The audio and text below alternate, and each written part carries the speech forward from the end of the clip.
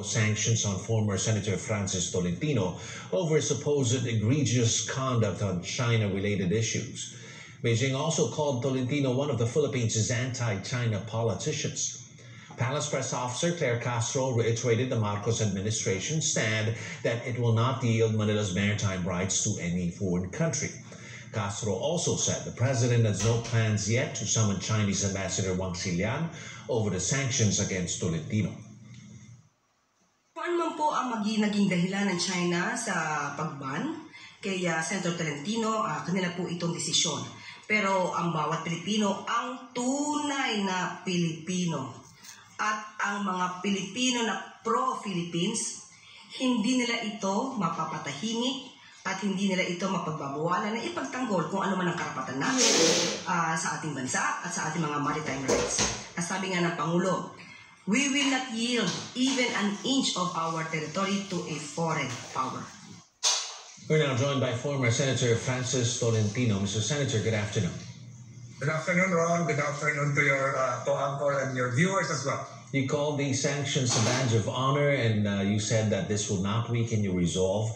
But do you view these sanctions as a personal retaliation from China, or do you think that you were just being made an example for other Filipino leaders who may be anti-China? I think I'm not privy to whatever motives can be attributed to what China did, but I reiterate again my statement yesterday. It's a badge of honor, and I will continue, even as a private citizen, to help our country protect its national interest, especially having authored the two prime laws that would really shape the destiny of our maritime domain. The Philippine Archipelagic Sea Lanes Act, the Archipelagic Sea Lanes Act, the Maritime Zones Law. I think both of these laws would really show the consistency of our country in adhering to the international law of the sea, as well as our continuing effort to really implement the 2016 arbitral rules. Those sanctions have any major impact on you, sir, personally and professionally? First, China has no jurisdiction over me. China cannot sanction me. Perhaps if I enter their territory, that's the only time wherein the word sanction, that's part of the penal laws, can be invoked. But right now, I'm a Filipino citizen. I'm a proud Filipino. China has no jurisdiction over me. I cannot be sanctioned by China. Malacanang says it has no plans of summoning the Chinese ambassador over those sanctions, but it did say it won't. This won't silence Filipinos. How do you feel about that response? Do you think that's proportional to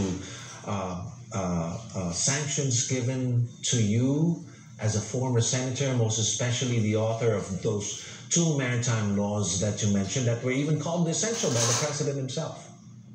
I think that's fair enough. I need not be given any priority in terms of a diplomatic response. I would leave that to the best judgment of the executive department. Perhaps what we should really focus on would be the plight of our thousands of kababayans in Macau, in Hong Kong, and even our Filipino teachers in mainland China. We should focus our attention on the rights of our kababayans there. But to me, I'll be, as a private citizen, I'm negligible. I think what I have done, and I still claim that badge of honor, should serve as an inspiration to others, especially the Filipino youth. It's about time that we move as one and claim our own badges of honor, especially when standing up against a quote-unquote bully with respect to our rights. I was going to ask if you are concerned that China may impose more sanctions on you, especially after calling it a badge of honor, but that doesn't sound like the case. I didn't get that, Ron. Right. I was going to ask you, Senator, if you were concerned if China may impose more sanctions on you after calling those sanctions a badge of honor, but it doesn't seem like that's the case. I think that they can do more, but just the same, I wish which they would not penalize our kababayans there. Ako na lang siguro if that would be the case. But again, as I've said yesterday, that would not stop me, that would not mute me from further discussing and advocating our rights in the West Philippines, especially as we now implement the Philippine Maritime Zone Law. Former Senator Francis Tolentino, thank you very much, sir, for your time. Thank you. President Marcos has directed authorities to continue their thorough investigation into the case of the missing cockfighting enthusiasts. That order comes after a key witness claimed that around 20 police officers were allegedly behind the abduction and killing of over 100 of the victims. The palace, however, stressed the need for substantive evidence to support the testimonies of witnesses. Ipagpatuloy po ang pag-iimbestiga ng malalimang pag-iimbestiga para malaman kung sino ba talaga ang sangkot dito at mapanagot ang dapat mapanagot. Ayon nga rin po sa DOJ ay meron pong 4 na witnesses na maaaring tumulong, pero kailangan pa nilang i-evaluate ang mga testimony nila para malaman kung sino yung pwede maging state witness.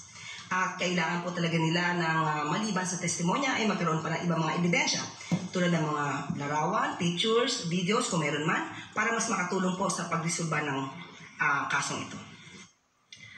Meanwhile, the Philippine Fisheries Bureau says fish from the Taal Lake are safe for human consumption amid rumors that cadavers of some missing sabongeros were dumped there.